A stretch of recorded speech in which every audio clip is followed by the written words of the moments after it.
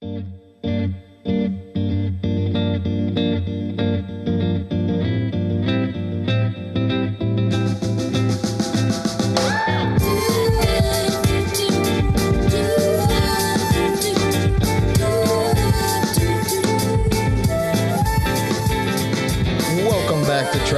Radio. You guys already know what it is. We're back at it again. I'm DJ Fat Man, here with Crazy Will, and I brought my bandmates. Hey guys. Hey. Good evening. Exuberant as always. I'm here with one John Edward Bearden Pritchett. That's correct. You guys might know him better as Jeb, guitar player of Moonchief. And I am also here with my drummer, one Reidy, the man G, also known as Reid Geislink. Oh, thank you for coming, dude. We're going to go ahead and play you guys a song, because that's what we do here at Tritone Radio. We're playing you local music. Hopefully you already know that. If you're here for the first time, though, welcome. We're going to play you guys some local music. Normally it's from around here where we are, but by way of Atlanta, Georgia. But we're going to play you an international band. And this band is from Tokyo, Japan.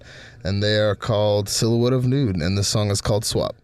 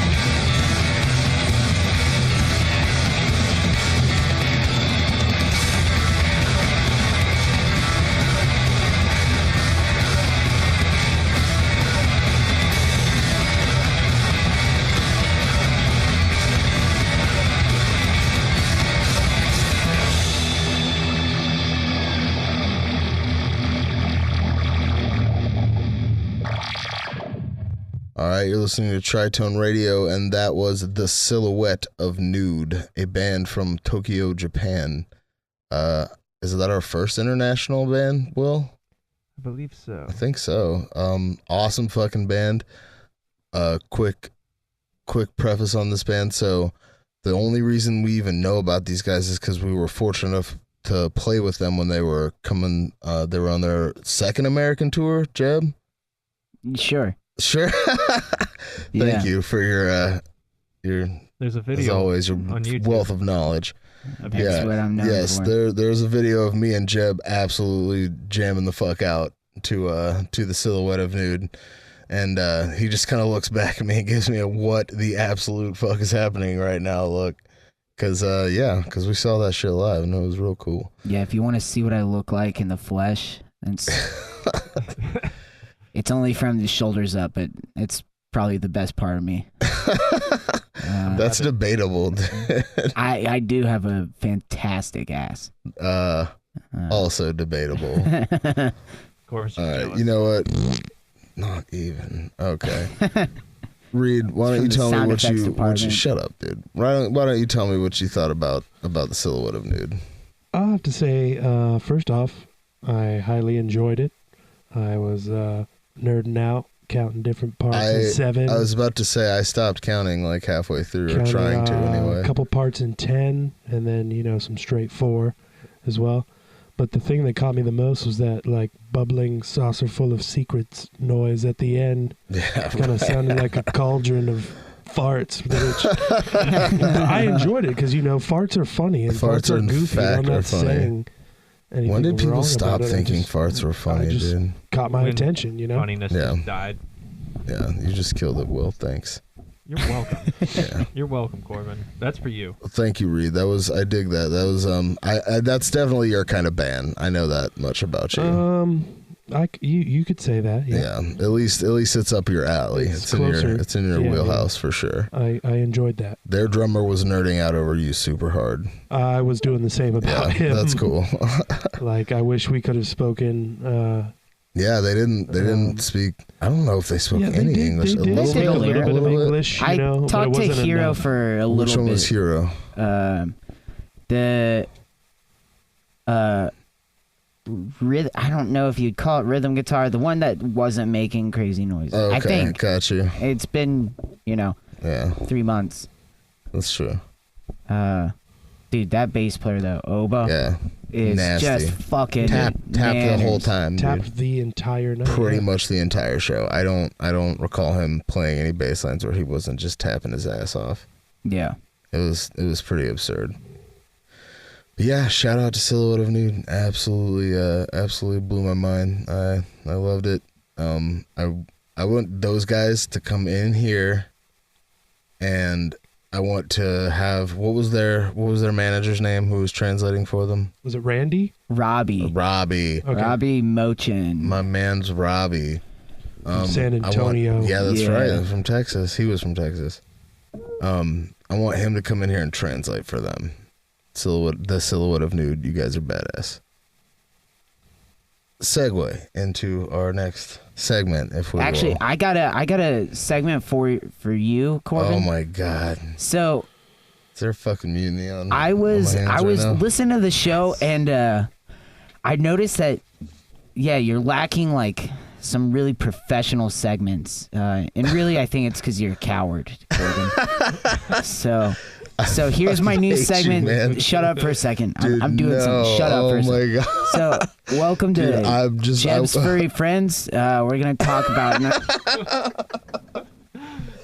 about some furry animals real quick. Today's highlighted animal is the anchovy. Dude, if you are stealing a bit from somebody, I'm gonna be super. This better be something you wrote, dude. No, I came up with it in the car with Reid. So okay, the anchovy is found signed in off on this? some oceans and also some freshwater bodies. He's just looking at me. The anchovy is small and used in food. Okay, this has been Jeb's Furry Friends. Next time, I'm gonna befriend a furry person and bring him in here, talk about being a furry. So, back to you, Corbin. Dude, Chia. Chia pet. Yeah. I have been rendered speechless for the first time on my own podcast. Congratulations. Yeah, I thought that would be fun. I know nobody can see us, but I just want everybody to know I'm much bigger than Jeb, and I'm gonna hurt him later. Undoubtedly and without question. That's confirmed. It's been confirmed. You just you signed up on your own ticket, kid. I'm surprised you're not hurting him. I'm doing now. my own. I know. I'm now. trying to restrain myself. I'm. If you can't tell, I'm furious. He's boiling with rage. Right now, you're really being unprofessional. I'd really loved you to keep it on target and get back to Corbin. Not What? cool, man. Not cool. Will. Yeah. Oh my God. Don't you fucking start, dude. Oh man. This is not good. This is not good. I regret doing this immediately. I'm not gonna segue into anything. I'm gonna segue into a song because I don't know what else to do right now. The song is by Sono. It is called No Mud. Wilbur.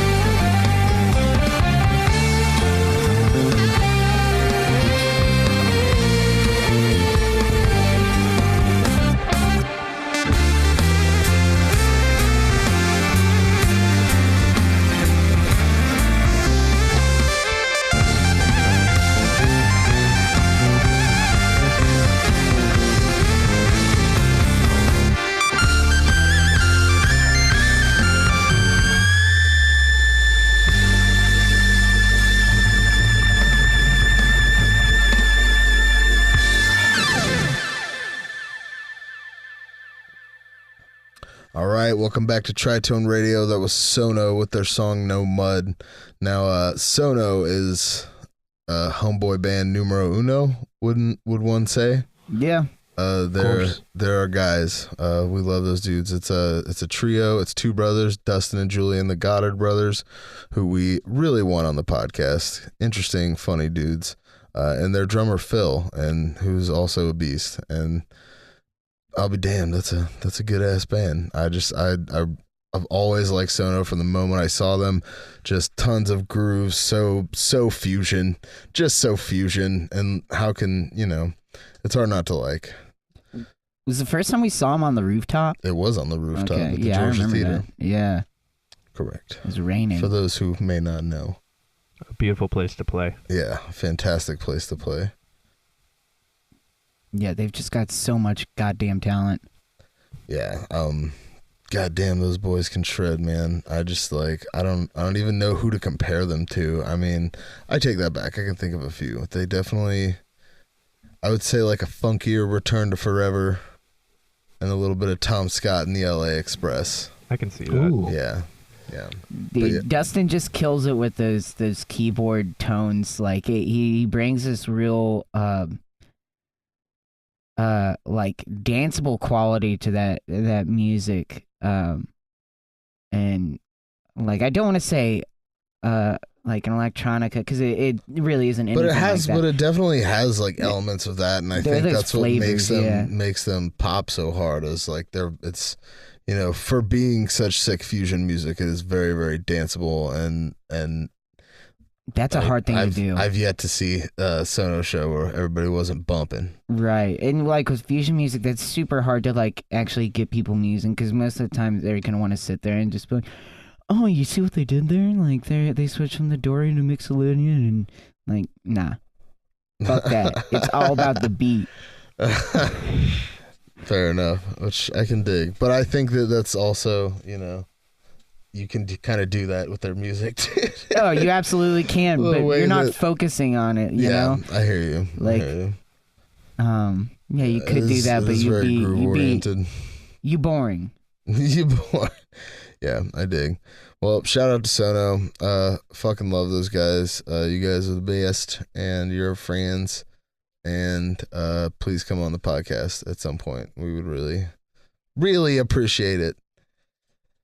But moving on, I kind of was inspired for this topic today by this video called "Has Every Song Been Written?" And it was by a gentleman by the name of Rick Beato. That's Beato. And he has I don't even remember the name of his YouTube channel. I think it might just be Rick Beato, but it basically him and his buddy sitting down with their guitars and explaining the difference between, stealing something and borrowing ideas. So I just thought that was be something we could kind of touch on. So I guess the best thing to do is to kind of answer the question, and like, do you guys think that it's still like, is there anything left to do? Like, I guess is the question. I mean, I suppose people are constantly like coming out like with new things and new ideas, but it's almost seems like it's slowed down in the last 10 years or so. Would you down? I would say the progression of music. It's not, there's so much that's been done already. Would you say that it has slowed down, or do you think that it is like just thriving as much as it has always been? I don't think it's slowed down. I think it feels slower because we're in the middle of it, you know? Exactly. Like, it's easy to look back on an era of whatever you want, whether it's fucking movies or like literary accomplishments. Like, no, shit's still like going on. It's just because we're in the middle of it, it's hard to look at it from an outsider's perspective, you know? Like not to get into like politics or anything, but like right now a lot of people are like, what the fuck is going on? And like the people are saying like, oh, it's never been this crazy. Well, yeah, it has. People lived through the Nixon years. People lived through Andrew Jackson's presidency. Those were pretty crazy too. Are you comparing Donald Trump to Andrew Jackson? No, I sort of. That's pretty intense. It is one of his favorite presidents. He's gone on record saying that. You know about Andrew Jackson's inaugural party at the White House, right? Oh, was there tons of blow? Basically. Imagine a bunch of rowdy Andrew Jacksonites, and they went so rowdy, like they even they trashed all the food, and just there was cheese grinded into the carpet, and dude, fuck yeah, just drinking and gambling all night. Sounds like Get a that rager. dairy in the cracks. Andrew Jackson was lit. That's all right, crazy. on topic, please. But going back to what I was off the my politics, point. okay. Going back to my point, it just feels like things are slowed down because we're in the middle of our own respective era. What I do think is different than in the past is I think things as time goes on, like what you saw in the metal world in the 90s is things got so subdivided into different genres. There's the larger mainstream movement, but under that you had so many different bands come out and so many hundreds of subgenres of metal. But you don't really see that as much as like the mainstream, like the grunge era that was going on at the time, you know? We did have new metal. I mean, there was Limp Bizkit. Right. Yeah.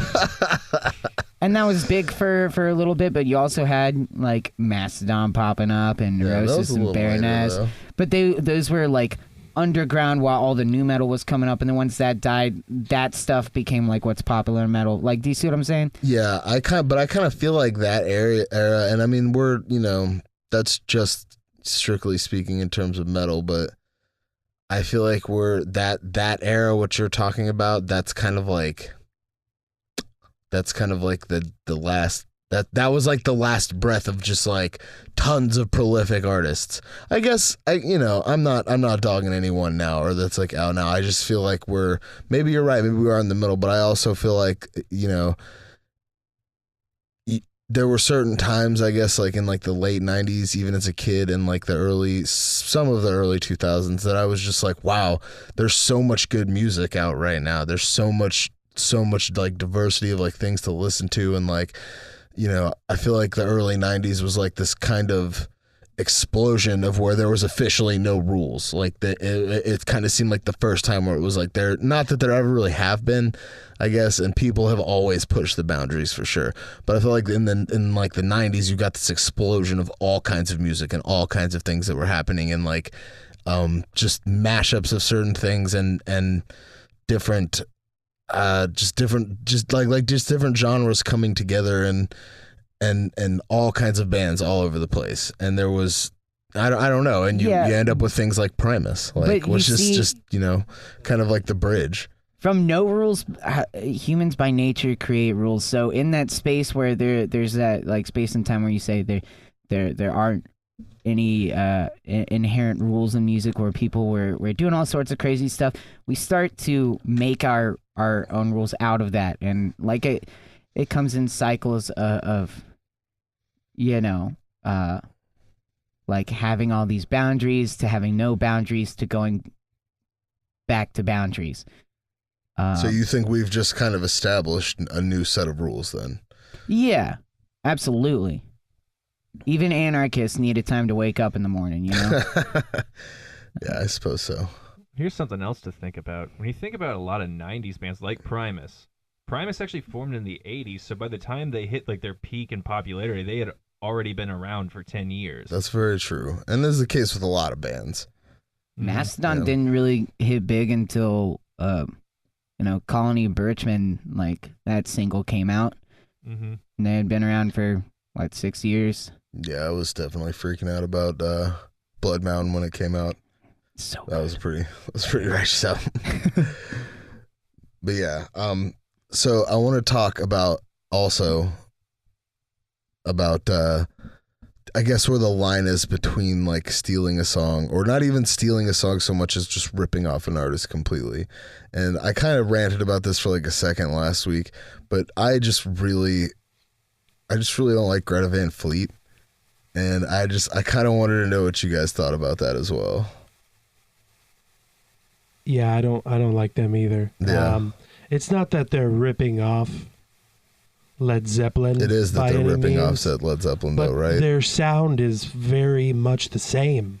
You know, they're not taking from specific songs or anything. They may be taking a couple grooves, rhythm section wise, you know. But I haven't listened to them enough to say. But I mean, you know, the little that I've listened to them, I just knew that I didn't want to be listening to them any longer because it's so similar. You're And just I know, like, is this a cover band? and I know what I like more, and that's obviously LZ. Yeah. Right. I don't think they're ripping off or stealing. And let's also per just, se. can I also just say real quick, sorry, Jeb, I just want to say that, I just wanted to say that Led Zeppelin stole almost everything they ever played.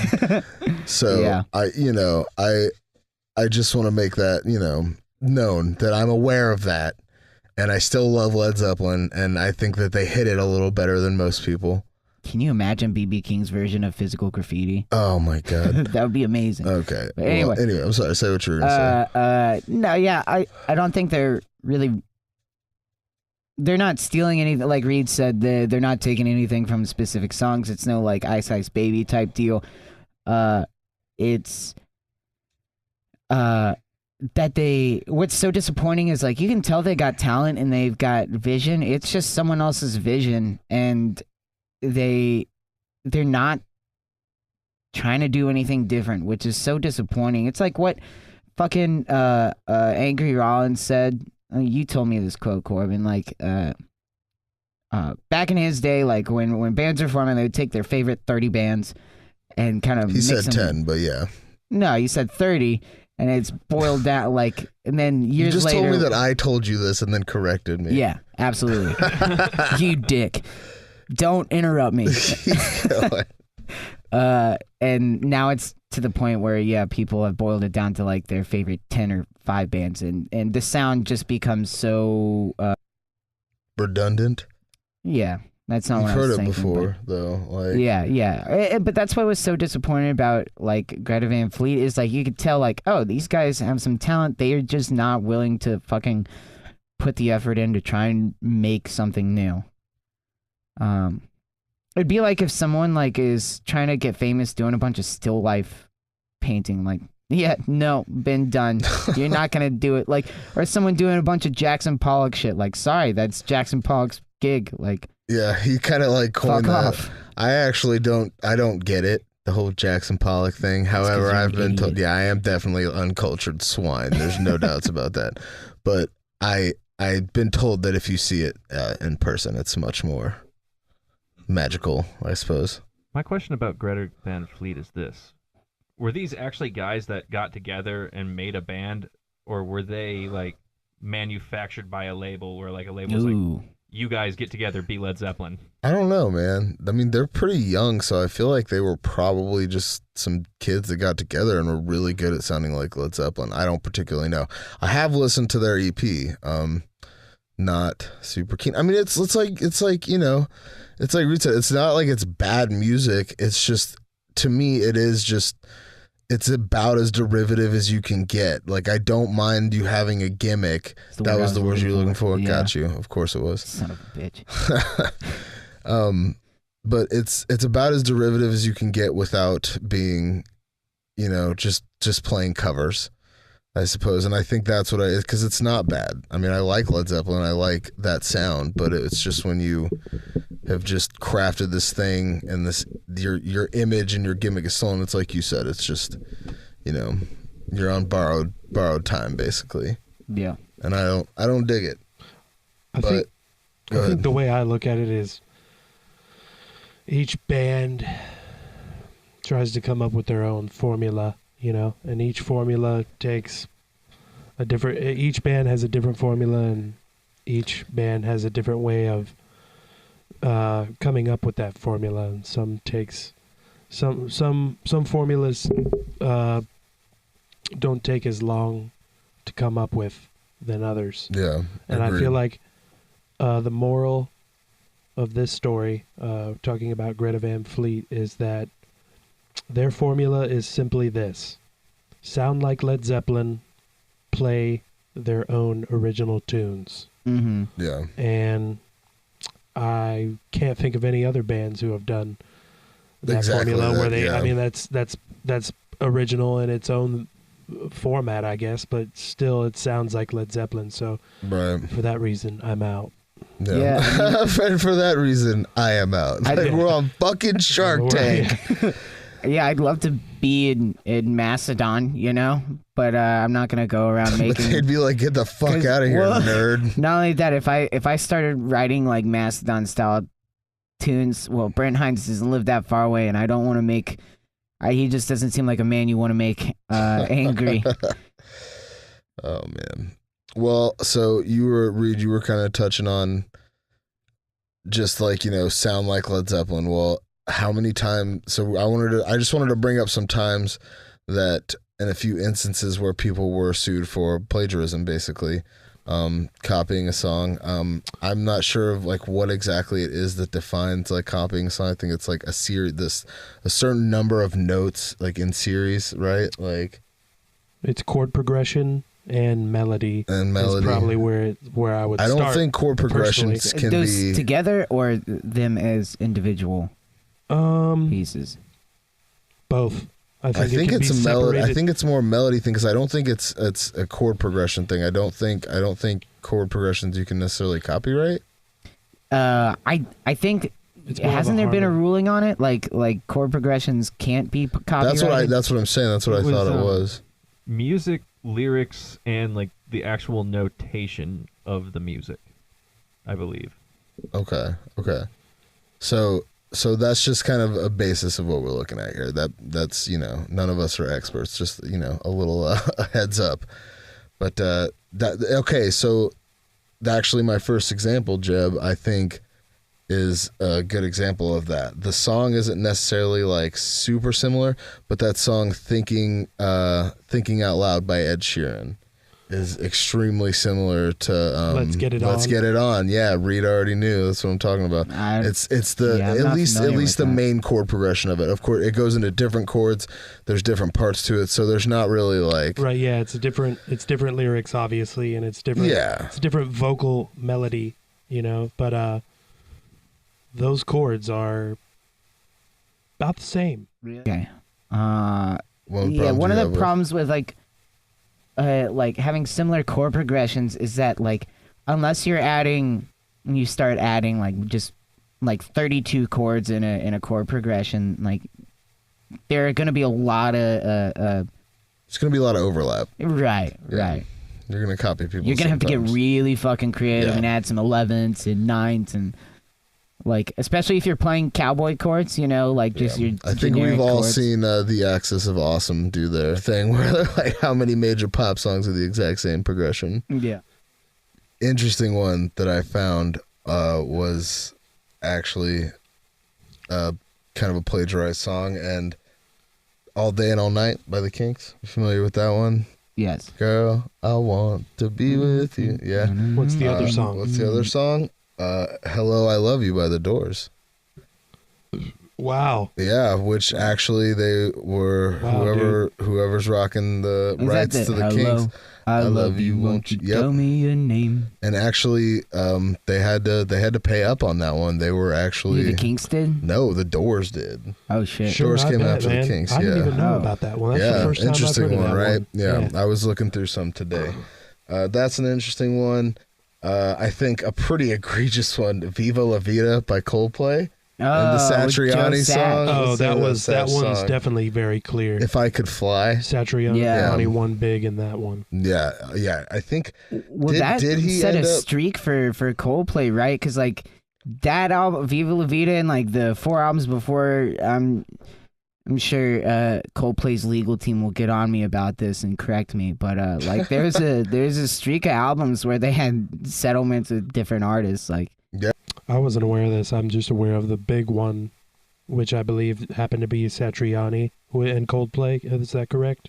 That's the bigger one of that all was of them. that was the one that was Yeah. the big one. Yeah. Yes, and I think Because- Satch ended up winning that. I don't Oh, remember hell for yeah. sure. Dude, I he- think it was settled. Settled. He Okay. he Yeah. described it as Coldplay was under the impression that this like old bald guy was bothering them and wanted him to go away. You know, and he was just like, I'm not going away, This old bald and guy. we're going to settle this. And he got, he settled it. Or he was favored in the settlement. Fair enough. Oh, and I did just want to point out, if you guys have ever heard Cat Stevens, who was not suing anybody, also known as Yusef Islam, was just he just simply pointed out that his song Foreigner Suite, I can't remember what year that came out, but he just pointed out that they both suspiciously kind of sound like his tune. So wait, which songs sound like Cat Stevens? Viva La Vida and the Sash song, If I Could Fly. Oh, really? Yeah, they both kind of sound like Cat Stevens, which I found pretty hilarious. He was just like, nah, you guys are both off a little bit. I forgot about this one. Okay, so how about when John Fogerty got sued for sounding like CCR? Wait, you guys familiar with that one? That sounded really silly. You've never to heard me. about that? Well, you know what I'm talking about, right? Silly. Yeah, but he was in CCR. Exactly. Allegedly. So, well, here's the thing. How do you expect him not to sound like CCR if he's... What's cool about that is... He's the one person that was in the band CCR. Everybody else is an afterthought. Yes. CCR. So somebody else, whoever else owned the rights to CCR, though, and when Fogerty came out with the song "Run Through the Jungle," the CCR song, when he came out with "Old Man Down the Road," they sued him and they were like, "That sounds too much like Creedence," and he's just like, "That's first of all, that's me. Yes, well, your sentiment is correct. like, fuck them." Yeah. It's like, fuck you. Like, like that well John... said, sir. But what's cool about that is he actually went to court to fight it, making the point I can't rip myself off, but also apparently bringing a guitar and small pig nose amp to the stand and playing the two and demonstrating the difference. That's cool. Which I thought was pretty badass. Just Will, your dad's a lawyer. How long, like, say your dad is defending CCR, how much time would he spend trying to disprove that John Fogerty was ever in CCR?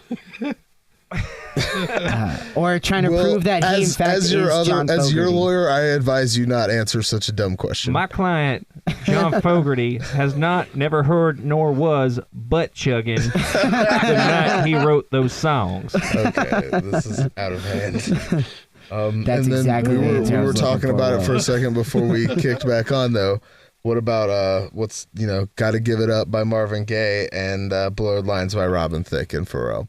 Probably like the one that makes me the most angry because I just am like, Jeb, what did you say?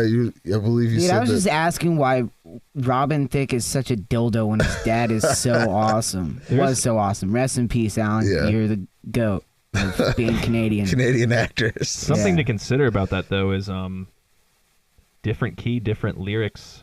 True, which was his defense. That's different bullshit. baseline. It just sounds. If it's it the just same, sounds. the melody and chord progression, like if those two are combined, like that fucking gets me, like, or at least it says to me, like, yeah, you were definitely sitting down, writing your own lyrics to this song, like which I did as a kid, in middle school, writing your own lyrics. That's like how you start out, right? At least that's how I started out, like writing my own lyrics. You just have a melody and chord progression from a different, like a known song. Just start writing your own shit. But it's not like you ever put that stuff out because it's not your song. So Robin can suck a big old butt. Yeah, Right we're on radio. moving on. Can we That move is on some- to the? Can we that- just jump we're straight gonna- to we're the gonna- Stairway to Heaven one? Yeah, dude. I didn't write that one down, but I just kind of said earlier though That one that got dismissed. Led Zeppelin, it did, but It's a similar intro. It's pretty a good one to goddamn be close. noted. And for those who don't know, I did say that Led Zeppelin pretty much stole everything, but that's a band called Spirit sued Led Zeppelin like not terribly long ago, right? Over one of their songs sounding like. Why did they wait 40 years to sue them? There was actually good reason for that. They just weren't in that position. You know, Led Zeppelin was one of the biggest bands in the world at the time. Right, you do that. There's really hard. You're likely hard to get do. like blackballed from the rest of the. Yeah, like, I mean, it was it would have just been very difficult for them. It's not like Columbia Records would be super pumped that their biggest artists they were under Columbia, right? Or was it RCA? Anyway, whoever their record company was, I'm sure wouldn't be super stoked that their biggest artist is getting sued by some no-name band. Yeah. But yeah, basically summation I would like to throw out there is that good artists borrow and great artists steal, but they hide it very well. Yeah, if you get caught, that's kind of seems to be the key. Could be wrong. You could also make it your own. Yeah, yeah, exactly. You could have been influenced, inspired by it. Exactly. You can steal. You just gotta hide it. That's it, baby. That's it, baby. All right. Well, we're gonna hit you guys with another song, which I believe is an exclusive from our friend Indee Killed the Popstar, and this song is called "Forgiven."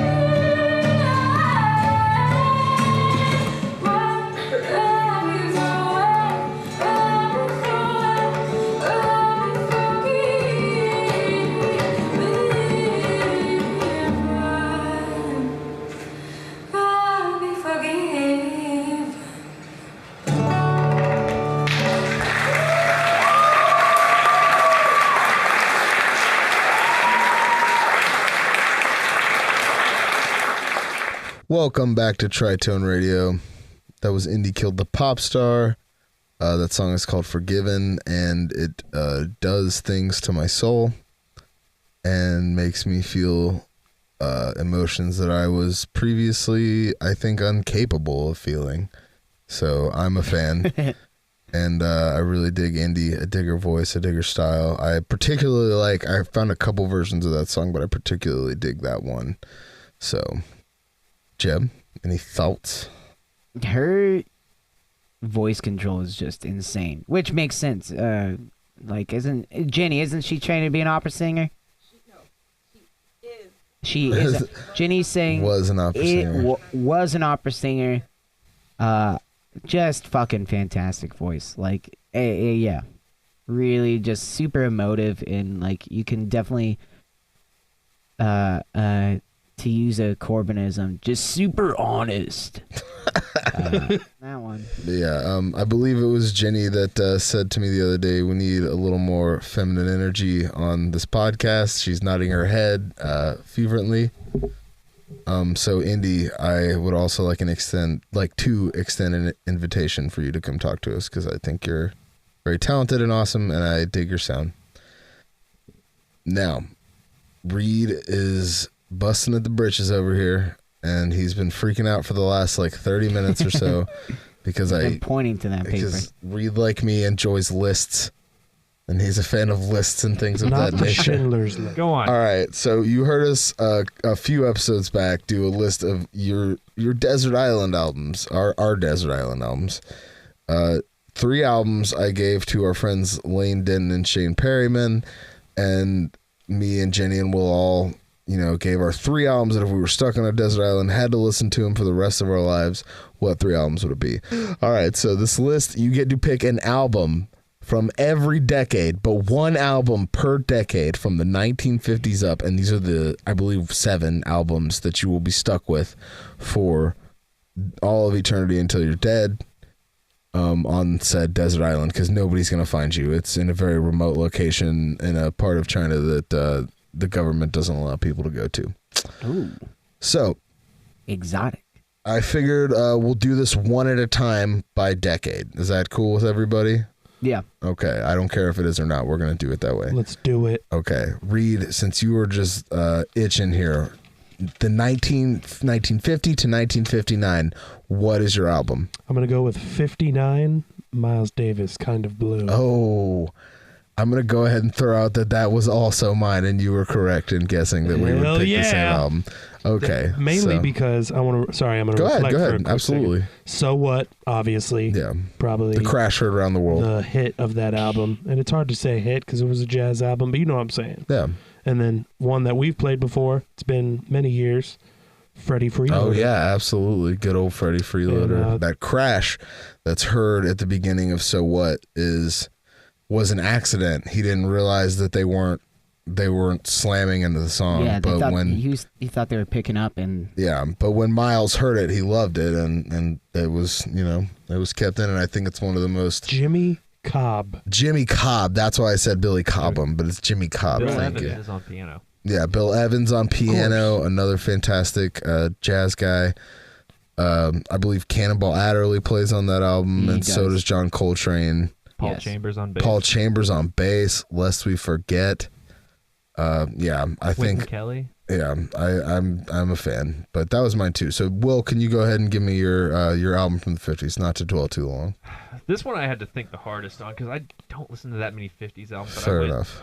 Time Out, Dave Brubeck. Okay, so that was one of the ones that if I was gonna have a couple honorable mentions, I think my other ones were basically like that one. Chuck Berry is on top. By Chuck Berry, obviously, Right, and yeah. by Mingus. That was kind of one of the other ones which I believe was also 59. I think all 3 of those albums came out the same year. But why Time Out there, Mr. Wilbur? For all talk of time signatures, I just love this one. To me, felt by far the most creative with time signatures in a jazz sense. I mean, it's not just like what can we write in these different time signatures, but there's so much taste in Take 5. Yeah, how musical can we be with different time signatures? Exactly. Yeah. Jebby? Kind of blue. Yeah. Okay. Yeah. And everything's already been said, so I'm just gonna go right into the 60s. Yeah. Let's do that, dude. What's your 60s pick, dude? Mine is going with Brubeck, Dave Brubeck Quartet. Anything Goes. It was the first vinyl I ever got. It was a gift from my grandma. Her original pressing of this album. It's got obviously Anything Goes. It's Dave Brubeck playing a bunch of Cole Porter tracks, which you can't go wrong with. Really? I've also got it's amazing. I've got another album where Ella Fitzgerald is singing all the Cole Porter tracks, a lot of the same songs. I got Night and Day. Man, those old Cole Porter tunes. I'm actually a fan. I'm glad that you said that. I didn't realize that you liked Cole Porter like that. But that's a good answer. What is this thing called? Love. Just oh my god, his fucking piano playing on that song is just ridiculous. I pulled Johnny into my room just to like show him what an actual piano player sounds like. Damn. Will, so give me your 60s album, dude. What do you got? Tommy by The Who. Will. That's mine too. You guys are killing me. That's also mine. If I must say, the 60s are where my list is going to start getting out of jazz and into more of the rock and roll world. So what you're saying is you had one jazz pick. Yep. And the rest are rock. Why not have, if one jazz pick, the jazz pick? Yeah, and the kind jazz of pick. blue, That's fair. You know what I'm That's saying? crazy. So you guys both said Tommy. That was actually mine too. That's probably the album I've listened to collectively more than any other album. I think it's arguably the most creative album ever. I love the concept of the rock opera. I can't. Every time I turn that album on, I have to kind of slip away and listen to the whole thing. It's really hard for me. Just happens. To man. You know what's crazy is we totally are now sliding away from the Beatles. Like, if there was going to be a Beatles pick, it was going to be in the 60s. That's true. Nobody dropped the Beatles album. Sgt. Pepper would have been my pick. Yeah, that's a good backup pick. Done from the Beatles now. Crazy. Yeah. On to the 70s. Oh, okay. Yeah, we're gonna have to get it 4-tone radio. Sorry, that's what you were gonna say. Yeah, for sure. On to the 70s. So anyway, 70s. Let's start with Will. Black Sabbath by Black Sabbath. Oh, that album came out in the 60s. No. 1970. 1970. Nuh-uh. Yeah. 1970. Wow. I always thought it was a 60s album. Because did, in too. 68, in rock and roll's Rolling Stones Rock and Roll Circus, which is 68, Tony Iommi is still in Jethro Tull. Yes, that is true, and I forget about that. Yeah. Yeah, we've watched that. Well, you've seen it, man. We pointed that out. time You for you to watch were that, just really son. high. It's right before Mick That sounds Jagger about right. gets sucked off in the stands. No. No. All right, easy fellas. Easy fellas. Great album, Will. Good choice, What's your favorite song in that album? The Wizard. dude. Nice. Good choice. Proud of you. So the 70s, I could have easily gone with a Rush pick. I was actually going to put up a prop bet that at least 2 of Reed's picks would be Rush albums. I am not going with a Rush pick. I'm going with Machine Head. Machine Head By Deep Purple. by Deep Purple. I Good believe choice. an album that me and you kind of originally bonded over. Yes. Yeah, man. Yeah, me and Reed were Easily. one of the first songs. I mean, it wasn't one of the first songs, but one of the first times me and you kind of were just like, yo, let's learn the song. And just me and Reed learned it was Maybe I'm a Leo. Yeah, second track. Yeah, Machine off Head. that album, which is just it's pretty badass. It is the album with Smoke on the Water on it. I like to kind of put that one aside and think about the rest of the album. Great pick. So I actually called the audible on mine because Lord knows this is a super hard decade to pick an album from. Okay, and not that there's not a lot in the 50s or a lot in the 60s, but I will say that my original pick was Superfly by Curtis Mayfield. I listen to that album all the time.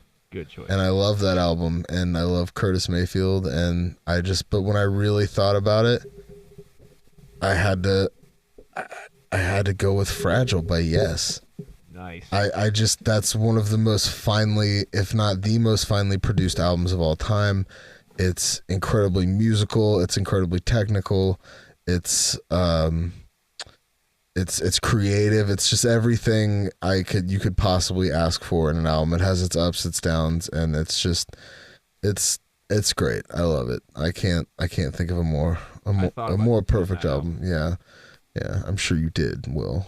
You're trying to copy my picks, but whatever. Jeb, your 70s album. Selling England by the Pound by Genesis. 73. Yeah, so starts off just fucking strong with Dancing with the Moonlit Night, some wonderful like Peter Gabriel lyrics, just very like folky, and it's just quintessential like English. And then you get into this really pop song, as pop as early Genesis got, with I Know What I Like and It's in Your Wardrobe, like a creepy song about, like this upbeat song about this creepy lawnmower dude who likes peeking in on people's lives. And then, Fifth of Firth, just beautiful piano playing, very classically inspired.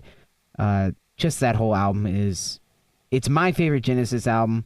I think it's their masterpiece, even more than Lamb Lies Down on Broadway, more than Nursery Crime or Foxtrot.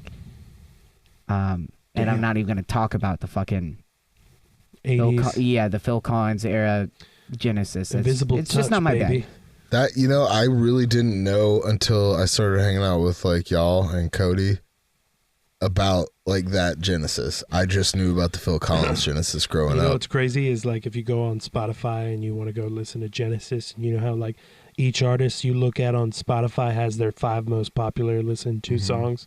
It's like all the 80s songs, like Invisible Touch and Land of Confusion. Right. You know? Oh, man. It's not even any Phil of that Collins 70s made him a stuff. hit machine, like no doubts. I'm not a huge fan. And he turned into a hit machine separately as well. I'm gonna start with the 80s because this was honestly probably the hardest one for me. Anybody that knows me knows I'm not a big 80s fan in general, just of like the style, the culture. I feel like it was a real lull in human existence. Still some. There's some great music from the 80s. I'm not gonna. It's hidden. But it was. I don't know. I was trying to think of this one. I was probably having the hardest time. I was tempted to say Rain and Blood by Slayer, because goddamn, that's one of my favorite albums ever. I think you could pick any Metallica album from the 80s. You can tell I'm kind of going metal here. Black Flag album. I thought maybe Damaged or like Slip It In. But honestly, what I ended up going with, Double Nickels on the Dime by the Minutemen. I worship that album. I listened to that album. I listened to that album so much growing up. I put it on when I thought of it. I put it on immediately because I was just like, there's like 30 some odd songs on that album. It's a good album to have on a desert island. Like that's all you have. There's a lot to choose from that album. Is that the album where he's like, we don't really do a lot of guitar solos, and then goes straight to a guitar solo? We cut down on guitar solos. Guitar solo. That is a it's just, lyrically it's magnificent. It's punk rock as fuck. It's just a goddamn masterpiece. I love that album. But that's my 80s pick. Propet Will, bet you $1 Jeb's is a Tears for Fears. Beers for Beers. Beers for Bears. The album's actually sitting right there. Yeah, it's Songs from the Big Chair by Tears for Fears. Yep. And so, in the age of Margaret Thatcher and Thatcherism in the UK, there's not just in America, but everybody in England was also making, everything in the mainstream were party records, for the most part. And they said, well, we're going to make this music that's still super listenable and still mainstream, but say like, you know what? We're not going to fucking do a bunch of drugs and dance. We're going to talk about what's the ills of society, but still doing it through the light of, mainstream new wave pop. Everybody knows Everybody Wants to Rule the World, which originally was called Everybody Wants to Go to War. Mother's Talk is just fucking great. Working Hour is all about the record industry and like good fucking album. Yeah, it's good. No, I like Tears for Fears definitely not as much as you. But I've listened to that album a handful of times, and I always enjoy. Do you need to get an 80s haircut and just start being edgy, dude? So on to the worst decade. Will 80s go? 80s? Yeah. For record by Fear. Yeah, no hating on Fear, because Fear's the shit. That's a good pick. I mean, it's just, it's the same reason, like, I came to you about, like, you showed me Municipal Waste. Yeah. I just want some music where I can just pound some beers and just rage to. Well, you're on an island, so you're going to be drinking coconut water. I'll ferment it. Oh, man. All right. Fucking Reid. Without any explanation, Signals by Rush. Oh. I'll explain for you. Reid's obsessed with Rush. When I met Reid, I walked into his house. He's just got Rush posters from wall to fucking wall. He's like, "Hey, do you like Neil Peart?" And I'm like, "Yeah, dude." And then he just played like hella Rush for me, like himself played. Reid, would you say you knew every single Rush song at a time? At one point? It's pretty close. Most of them. I'll read there. 80 to 90%. Yeah, Wilbur just busted out Signals, copy of Signals. And I could have easily gone Moving Pictures, which was I think that's Rush's a much better album. I think Signals is a way better album. Signals, like drum sound and feels, production, and I would agree with you on that. A little bit more. It's a little bit less mainstream too, which Rush is not very mainstream at this point. For sure, but.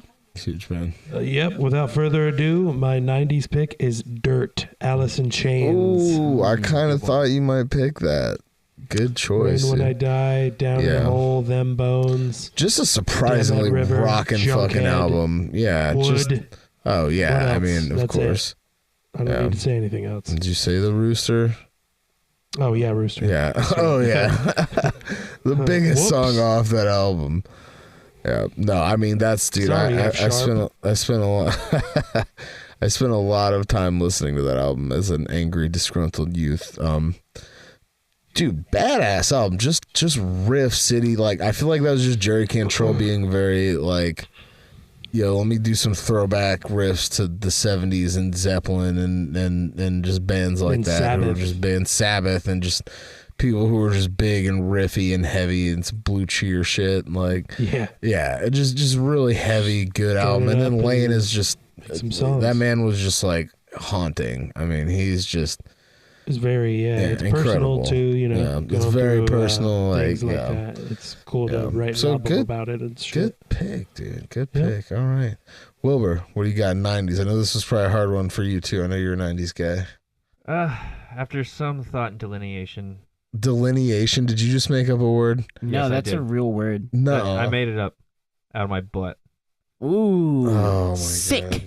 And so that's why I went with the Low End Theory, Tribe Called Quest. I thought you might go with that, dude. Okay. It just grooves. Ron Carter on the bass. Yeah. Thanks a lot. Ron Carter is on the bass. But yeah, it grooves. I love the bass. It just grooves. I mean, the whole album just flows together so well. Yeah. I drank a lot of soda, so they call me Dr. Pepper. One of my favorite rap lines. No, Jeb's like, I Jeb like is rap. so pumped right now. Yeah. For Will's pick. That's a good pick, dude. Oh, absolutely. Like, you know what I mean? Pick. Like, I can't think of a 90s album where the songs are that much or any more cohesive than that album. That's probably mine and your like default album when we're hanging out, right? Wouldn't you say? Would you say collectively that's probably the album me and you have listened to together the most? Like, me and Will are always like, when we just can't think of what to play, we're just like, Low End Theory? Yeah, Low End Theory. Like, you can't go wrong with it. Never gets old. Good choice, Will. Oh, good choice. For mine, I was thinking, okay, I really love Jar of Flies. It's probably my favorite Alice in That's Chains an EP, work. though, isn't it? Correct. Yeah, Thank it's an you. EP. Okay. You get 2 Is that- EPs or 1 LP? But It's fine. You can pick an EP. whatever. I was gonna say Jar of Flies just because, it's really meaningful to me. There's just a lot of really great tracks, but if I'm stuck on an island, I'm gonna need some hip hop, and I'm gonna go with something that makes me laugh and also has just super fucking great beats, super fucking out there. Dr. Octagon's Octagonacologist. Okay, yeah. Probably the album I've collectively heard. That is a great album, admittedly, and probably the album I've heard you talk about the most of any album ever. No, that song's for the big chair. Yeah, okay. Yeah, Either probably. the Tears for Fears album or that album. Yeah, Cool Keith, as he's mostly known as, like, his flow is just insane. He's weird. He's unabashedly weird. Yeah, he makes no apologies for being as out there as he is. Yeah, and it's just a fun record about a gynecologist from the year 3000. Which doesn't get much more wholesome than that. Right? Yeah. Real family album. Yeah. All right. Well, I had a hell of a time picking this one because as I was explaining a little earlier, I really think that the 90s was one of the best times for music, and there was just a lot of good stuff. What I ultimately had to choose was another album from my youth, and one that I kind of think that it's hard for me to get tired of, and that's the first self-titled Rage Against the Machine album. Good choice. I'm a sucker for production value. I think, like, probably in terms of my favorite production value on albums, I would say it's Fragile by Yes, and then the self-titled, the first Rage album. Oh, that was wow. at Sound City, right? I think so, but I'm not entirely sure. One of their albums was. Yeah, well, can I get a fact check on that? But that, dude, it's really hard to pick anything other than that.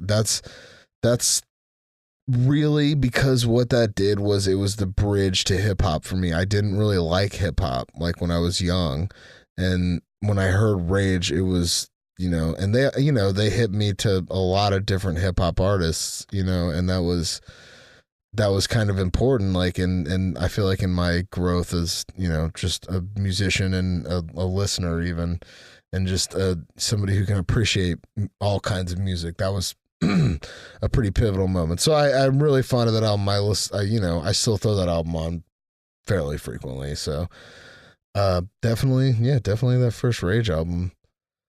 But yeah, that's so we made it through some decades, boys. We got 2 more to go. All right. Yep. The most recent of decades. Now this is where I kind of I don't know what you guys are gonna pick for this one. Oh, you'll as soon as you hear mine, you'll be like, ah. Oh yeah. But I'm gonna guess that you guys are a little more on the metal end of things. This decade. Okay. Kind of, yeah. Early 2000s. Hit me. All right, we're gonna go with 2001 Lateralis. Oh, good choice. Damn, It could have choice. easily gone with 10,000 Days, which I think is equally as good.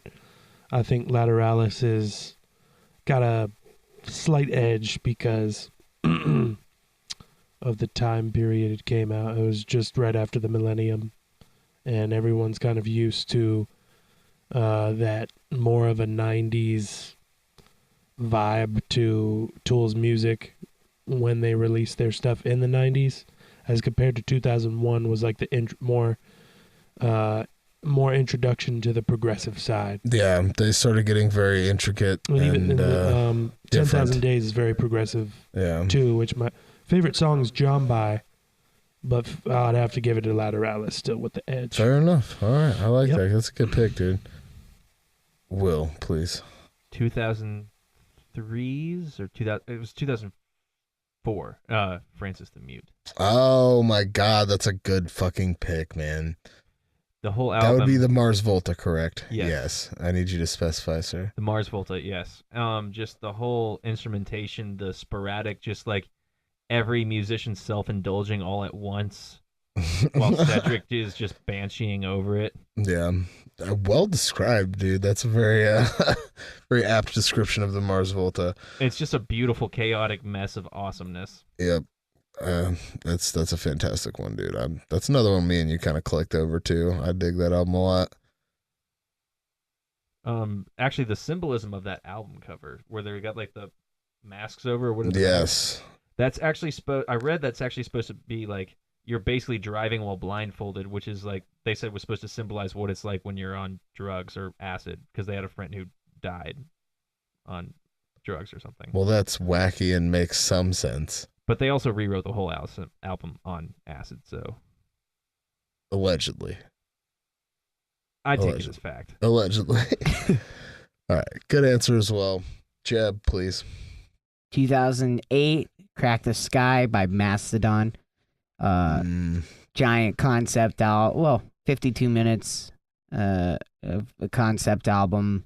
Super intricate. You know, you've got this story of a boy who comes in astral projection, flies through space, meets Rasputin, fights the devil. You know, everything that like somebody's just like, you guys do a lot of drugs, don't you? Yeah. There's the whole album's a metaphor for the drummer Bron Daler's fantasy of saving his late sister. And that, yeah, it kind of hit home with me a little bit, and just the instrumentation of the whole album is so, oh my God, it's just so, it's one of those albums that I really think is as close to perfect as you can get. Badass guitar solos, badass drum fills. Troy Sanders sounds like a fucking caveman when he sings. It's just, yeah, one of my, if not my favorite albums. Also a fun choice, sir.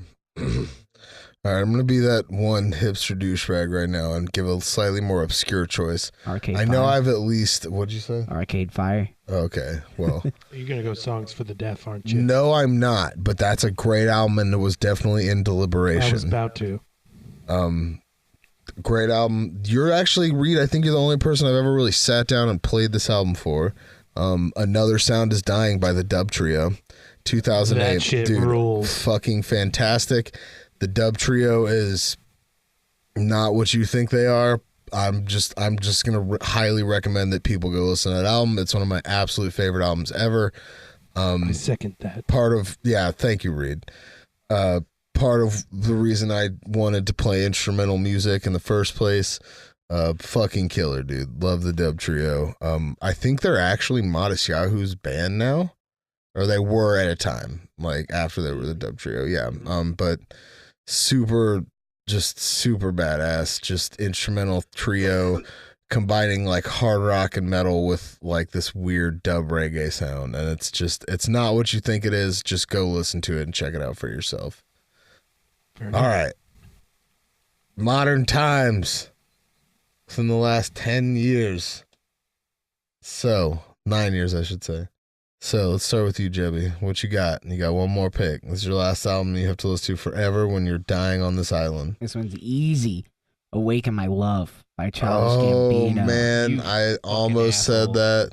I almost said that one, too. Yeah. It's so good. I'm sad that Jem will have remember that one on exactly his where island. I was when I was listening to Me and Your Mama the first time, and it takes that left turn and hits the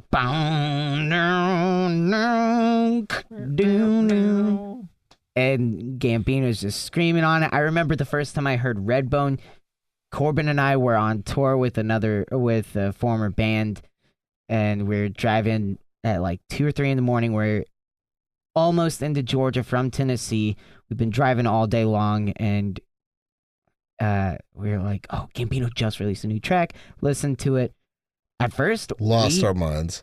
I actually, no, I thought the way we heard Redbone, we were like, okay, maybe we just don't get it yet. And when we listened to it again, we're like, oh, yeah. That's fair, because I think we fine. listened to it like on a phone or something, and we were just like, eh. And then we listened to it, and then we lost our minds. Yeah, and then just the rest of that fucking album is insane. Zombies is super cool. Yeah, fantastic album. Yeah. Wilbur, please, your albums of the past decade. Drunk by Thundercat. Oh, good choice. What year did that go? Like 2013? I think that was 2016. Okay, so that was a little more recent than I was thinking. Yeah, fucking killer album, dude. Mm-hmm. Yeah. Just the bass grooves, and then just Thundercat being as silly as he is. Yeah, very true. A silly man indeed, with gnarly bass chops. And Them Changes has this subtle, just kind of haunting piano melody to it. I like. Hell yeah, I can dig that. Well, good answer, Will. Mr. Reidy G. I am going to go with a 2012 release titled Parallax 2 Future Sequence by Between the Buried and Me. That does not surprise me at all, It and is, a good answer. Very balls to the wall. You know, it's one of those albums you can start it and listen to it all the way to the end as if it were a single song. It's not for everybody, but I've got their shirt on right now. Will's got a poster on the wall. One of my favorite bands. I'll always go see them when they're in town. I'll buy all the records. Yeah, you guys just saw them at the 40 Hour. How was that show? It was great. The mix was very good. I think, Will, it sounded probably a little bit better when you and me saw him at the Loft with Intronaut. Other than that, it was very close. The snare was popping more than usual in a positive way. Like popping, It was popping, Yeah. No, it's not Positive negative. pop. So you'd say it's your favorite BT Bam album of all of them? It is not, but it is of this decade. Yeah. I got you. Probably Fair the most aught influential of this decade. Fair I think enough. Automata Part Good 1 is answers just as all. good. I'm going to cap this off real quick, and I'm going to say Choose Your Weapon by Hiatus Coyote, a 2015 release. If you don't know Hiatus Coyote, please do not attempt to speak or contact with me until you go listen to that band. We cannot be friends. Does that have breathing underwater on it? In fact, it does, Joe. Oh my god. In fact, it does. It also has Shell and Monk Mother Funk, which is me and Will determined if we were ever became major drug dealers that would be our theme song. Mm-hmm. When you do like the slow like badass walks with sunglasses in front of the camera. And tons of drugs. Yeah. Yeah. That's our slow badass walk song. Yeah. That's how I wake up every morning. And Molasses as well, which is just all brilliant songs and just brilliant Australian band blending weird hip hop, R&B, and jazz, and referring to themselves as futuristic polyrhythmic gangster shit, I believe, is their self-proclaimed genre. So, Do you know they have a song with Q-Tip? yes, I did actually. Dude. It's not Hiatus, it's just Napalm. Oh, okay. Yeah. But yeah, good segment, guys. Good albums all. I hope that anybody out there that didn't know some of these albums is kind of hip to them now. And that we didn't bore you to death. I think we were pretty informative on some of those albums, and that was a good little time, guys. I had a good time you guys being on the podcast tonight. Thank you for being here. Thanks for having me. It was a pleasure. Absolutely. I think you guys are probably two of the lamest people I know, for sure. Facts. But Straight facts. Do we have a lame off? No. But I will say that you are only here because I couldn't find anybody else. So, You called me for being literally my, at 5:30. Thank you for being like my 15th choice I just want to point out that I'm and only 16th choice. I'm sorry. Get it No, right. seriously, what were you saying? I'm sorry. I wasn't saying anything. Oh, you were just talking shit. All right. I was no. going to do Jeb's laugh, too. Okay, but seriously though, thank you guys for being here. You guys know I love you. You're my brothers. Like, it's good to have you guys around. It's good. Thanks. You guys are It's easy been to fun. chop it up with, and oh God, do we have to? All right. We're gonna play a Moonchief song for you. I guess you're gonna hear it again because we're gonna do a Moonchief episode one of these days. But what do you guys want to play? This is an on the spot decision. What do you guys want to play? Sahara. Ooh, I would choose Mother Earth. Oh my God! All right, well, you get to choose because you're objectively not in the band. All right, well, Vines. Oh, All right, that's I it. wrote that song, bitches. that's cool. Good choice, Will. The song is called "The Vines Told Us," written by yours truly. Ah! by Moonchief, the first ever time you're hearing our own band on here. All right.